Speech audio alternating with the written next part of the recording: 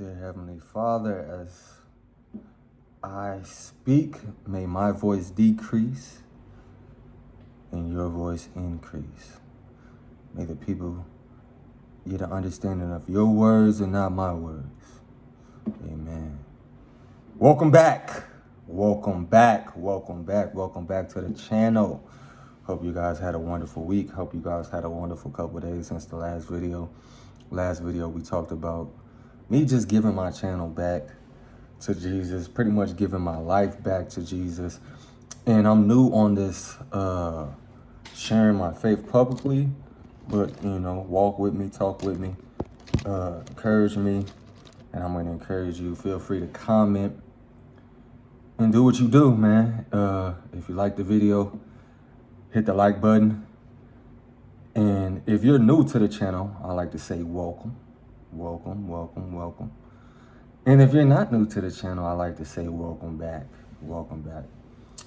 But this week or today, I'm recording this Sunday evening. I'm probably going to post it Monday, whatever the Lord guide me to do. But we're going to talk about you can't run away from God. I know, I know for myself, I'm only going to speak for myself, but a lot of people I talk to, we can't run away from God, especially when we hear from God and he gives us instructions to do. It doesn't really turn out well. And if we read the book of Jonah, we'll find out how it turns out when you run away from God. And I'm going to read that. And like I said in the last video, I want you to read Jonah for yourself. I want you to read Jonah for yourself. Read it for yourself. Get your own understanding. Don't just take my word for it. You go after you watch this video, you check everything I'm saying. You read it for yourself, whatever translation. I'm going to be reading from the NLT. But, you know, you read it for yourself. And then we can break it down. And I'm going to break down how this applies to my life and how it might apply to yours. So I'm going to get started. Like I said, we're going to be talking about you can't run from God. Jonah chapter 1, it starts off saying, the Lord gave this message to Jonah, son of Amittai. Get up, and go to the great city of Nineveh. Announce my judgment against it, because I have seen how wicked people are. But Jonah got up and went in the opposite direction to get away from the Lord. He went down to the port of Joppa, where he found a ship leaving to Tarshish. He brought a ticket and went on board, hoping to escape from the Lord by sailing to Tarshish. I don't even know if I'm pronouncing that right. I hope I am.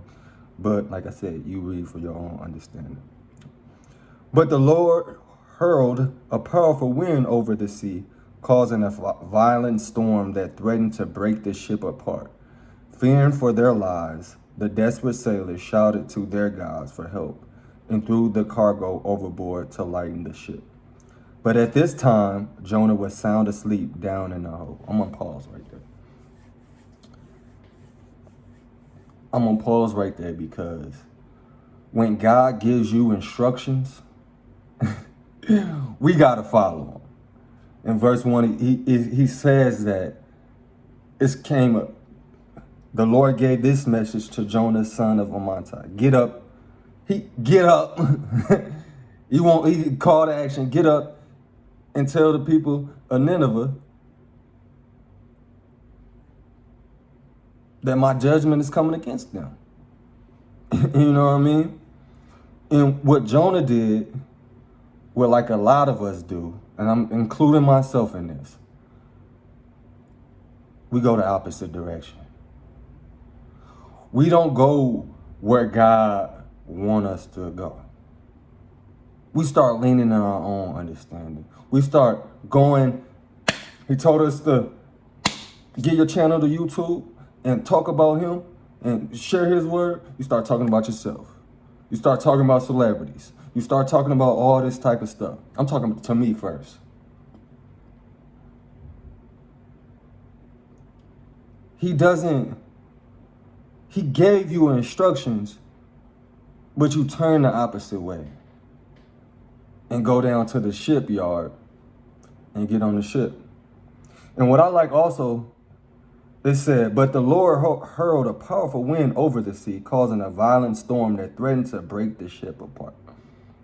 So not only do you go in the opposite way, you start bringing other people with you. You start putting other people's lives in danger.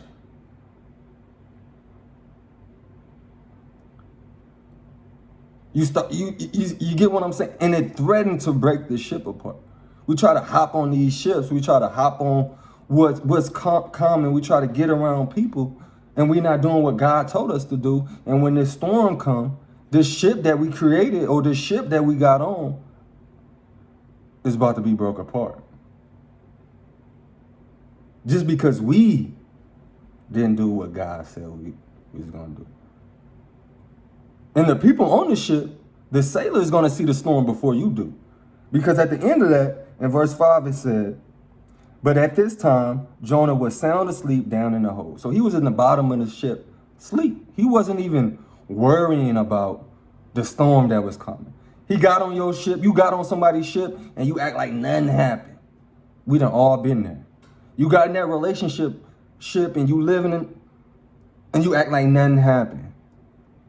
You move somebody in your house and y'all not married, and you act like nothing happened. I'm talking to me. You having premarital sex and you have a baby and you got the baby mama drama and you act like nothing happened. But the people on the ship is seeing the storm. While you sleep, they're seeing the storm. I'm going to keep reading. So the captain went down after him. How can you sleep at a time like this? He shouted. Get up and pray to your God. Maybe he will pay attention to us and spare our lives. Then the crew cast lots. Casting lots meaning drawing of the dice. I had wrote some notes down too. You can check this Proverbs 16:33. We may throw the dice, but the Lord determines how they fall. So back in the Old Testament days, before Jesus, before all that, they will cast lots. And however the dice or the lots fall, that's who's at fault, or that's how somebody got their inheritance. That's how they split it. It's to determine God's will. Then the crew cast lots to see which of them had offended. I'm skipping. So the captain went down after him. How can you sleep at a time like this? He shouted. Get up and pray to your God. Maybe he will pay attention to us and spare our lives. Then the crew cast lots to see which of them had offended the gods and caused a terrible storm. And I want you to read this because when we talk about the other gods of the people on the ship, it's lowercase g. Lowercase g meaning it's not the God that we serve as followers as Christ. It's some God that they made up or some God that they believe in. But I want you to read it for yourself and cause this terrible storm. When they did this, they identified Jonah as the culprit. So the lots fell in Jonah's lap. Why has this awful storm come down on us? They demanded. Who are you? What is your line of work? What country are you from? What is your nationality? Jonah answered, I am Hebrew, and I worship the Lord, the God of heaven, who made the sea and the land. The sailors were terrified when they heard this, for he had already told them that he was running away from the Lord. Oh, why did you do it? They groaned. And since the storm was getting worse at the time, they asked, what should we do to you to stop the storm? I'm going to stop right there. I'm going to start right there because a lot was said and a lot was said. So once the captain, Jonah was asleep. God gave Jonah instructions. Jonah went the opposite way and got on a ship with other people. He went down into the hold and fell asleep. And the crew went on there, they doing their own thing. Then a storm came. God caused a storm to come, a great wind. And when the storm came, the people cried out to their gods. They wasn't even believing in the God that we serve. They called out to their gods, but the storm didn't stop.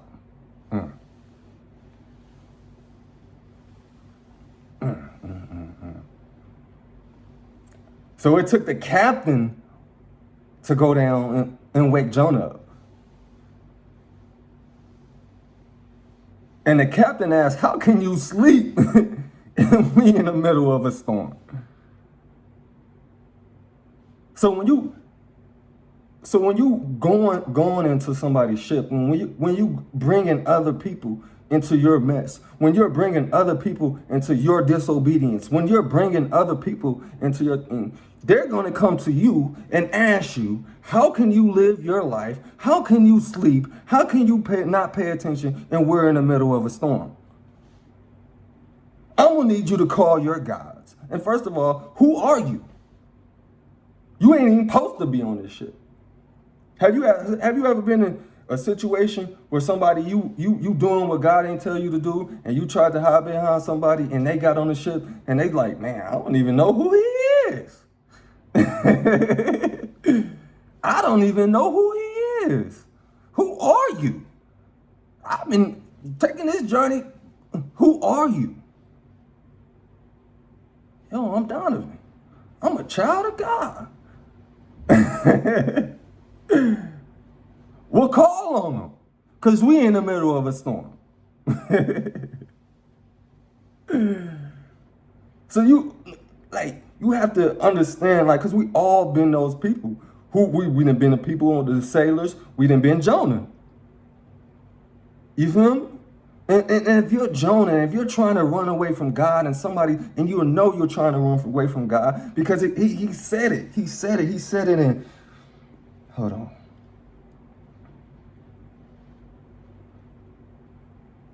He said it in, hold on, give me the word, Lord, give me the word. In verse 10, then the sailors were terrified when they heard this, for he had already told them he was running away from the Lord. Oh, why did you do it? They groaned. At least Jonah didn't lie. At least Jonah didn't lie like, hey, I'm running away. God told me to do this and I ain't did it. I got on this ship and I'm running away. But the people, the captain on the ship and the sailors on the ship were like, why you ain't do it? The people in your life gonna ask you, why did you do this to us? They gonna see it. Just like they seen the storm. You gonna tell them that you're running away from the Lord. You not living in your purpose. You not doing what God called you to do. You not doing what God instructed you to do. And I'm talking to myself too, you know. I ain't no preacher, I'm just a child of God. I'm gonna keep reading. And verse 12, he said, since the storm, I'm gonna start with 11. And since the storm was getting worse at the time, they asked him, what shall we do to you to stop the storm? Throw me in the sea, Jonah said, and it will become calm again. I know that this terrible storm is all my fault. I'm gonna stop right there. At least Jonah was honest. At least he was honest. If you're Jonah and you on a ship with somebody, right? And you not doing what God called you to do, what God spoke to you to do, and you're causing a storm for these people, you have to be honest and you have to be accountable and say, yo, just throw me in the sea. That will calm the storm. It's all my fault. You got to take a responsibility. So when things fail, when a storm come over your life, you have to take that responsibility and say, I'm not doing what God told me to do. Throw me in the sea, especially when you're dealing with folks. I'm just talking about me. When I'm having a relationship that's not of God, and just throw me in the sea. When I'm trying to do stuff and I'm leaning into my own understanding and causing a storm to come on this ship, just throw me in the sea. It's going to stop. Because you know what? I ain't doing what God told me to do.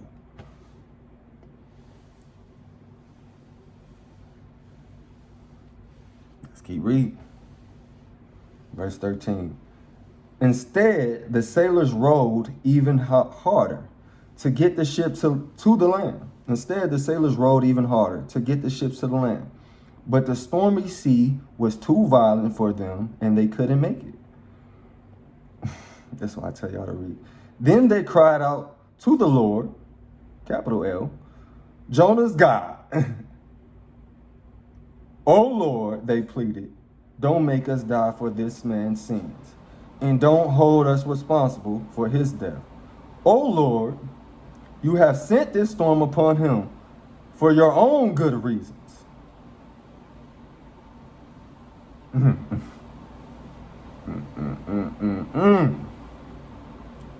gonna break that down.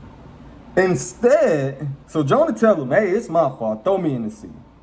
But often, the people we love, the people when we bring them into our stuff, the people that we own the ship with, they're gonna try to row a little bit harder. They're gonna try to fight with us to get us to land. They're gonna try to fight with us to get us to safety. But that ain't stopping the storm. You see what I'm saying? I want this to work just like you. I know you sin, but God's gonna work it out. Let me try to fight a little bit harder. I'm here to tell you, you can't fight what God has already. You're gonna come to the realization like they did. And they cried out to Jonah God. Oh Lord, save us. You feel me? You can't fight that storm. Because the storm just gonna get worse. He done already told you it's his fault. He done already acknowledged, he done already said it. Hey, before. Then when you ask him again, yo, it's my fault. Throw me in the sea will be calm. And then instead, you try to fight it. You can't fight that. Because you're going to I'm telling you, you're going to end up crying out. It said, then they cried out to the Lord, Jonah's God. So before they cried out to their gods in the beginning of the story, God gave Jonah instructions. Jonah got on the ship. The storm came. They cried out to the gods that they was believing in. They woke Jonah up. Jonah said, I sinned. I ain't listening to God. Jonah said, just throw me overboard. And the people on the ship tried to row. And so they couldn't row no more.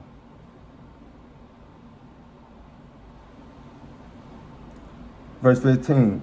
Then the sailors picked Jonah up and threw him into the raging sea, and the storm stopped at once.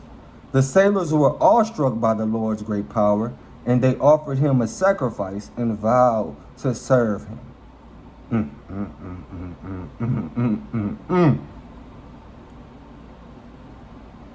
Woo! I'm here because I see it from both perspectives. I see it from the sailors. I see it from Jonah. I see it. We all done been there. I'm 30 years old. We done all been there when we got somebody in our life and we want to fight hard from them, but we can't fight the will of God. But sometimes we have to throw that problem. Sometimes we have to throw that person who's not living of God. Boop, throw them over. And you will be surprised. They said they was awestruck, especially when they told you already that they not living of God. You can't go into your own understanding. You can't call out unto your gods. You have to call out unto Jonah's God, the God of the living. Jesus' daddy. You got to call out to him. And you got to make a sacrifice and vow to serve the Lord once you do that. Now, verse 17, which is the end of the chapter. Now the Lord had arranged for a great fish to swallow Jonah, and Jonah was inside the fish for 3 days and 3 nights. I'm gonna end it right there for this video. So when I say you got to throw that overboard, the Lord's already gonna take care of that. It said, now the Lord has arranged for a great fish to swallow Jonah. See, sometimes we got to see it from the perspective of Jonah, and we got to see it from the perspective of the sailors. I'm talking to me. Sometimes when we throw that stuff overboard, when we throw that stuff overboard, God has already arranged to swallow that up. I don't think God is going to consume that person who's not living. He's going to consume, especially if they're not living what they called to do. And if you're the person who God told you to do something, and you're the person who throwing it up, you have to understand that you're going to be consumed. God has already consumed, and you already know.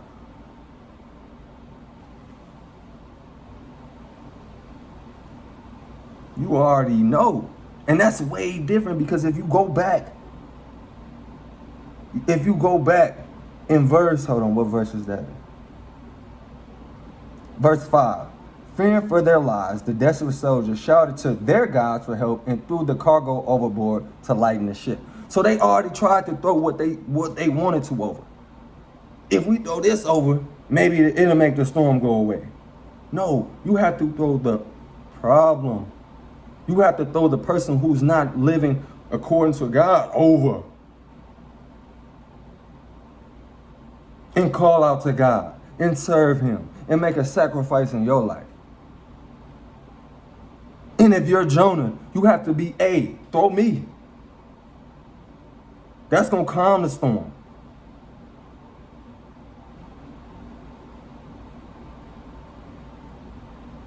That's all I got.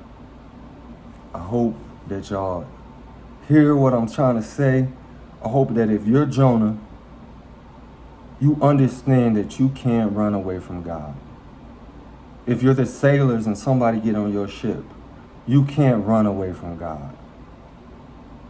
Nobody can run away from what God has already said.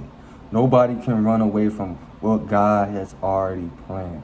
Yeah, that this started with Jonah and him getting instruction. But sometimes when you run away and you bring other people into it, sometimes they're going to try to go with you. And no matter how much they row, no matter how hard they try to fight that storm, it ain't nothing to throw them problems overboard. It's nothing to throw that overboard. And when you do, you have to live and you have to sacrifice and you have to vow and you have to serve Jonah's God. And when you're Jonah, you have to be consumed in that fish 3 days and 3 nights. Maybe we can talk about that next week. I pray that you guys are having a great week. Hope that you receive this message. And I hope, let's start living. Let's start living. Because we serve a living God, man. Let's start living, and don't forget to pray. Don't forget to fast. And I want to say something. Follow me on the Bible app, Sincere Smith. Follow me on the Bible app. I want to encourage people to start reading their word, start getting their daily word in. You know what I mean? So, hopefully God has been good to you. He has been great to me. And let's keep encouraging. We're going to go over chapter 2. I'm going to record a video about that, and we can talk about it. Feel free to comment. Feel free to give me your interpretation, what God is telling you. Let's let God speak in our lives, man. Y'all have a good week. Don't forget to always put God first and put Jesus first. All right, have a good week.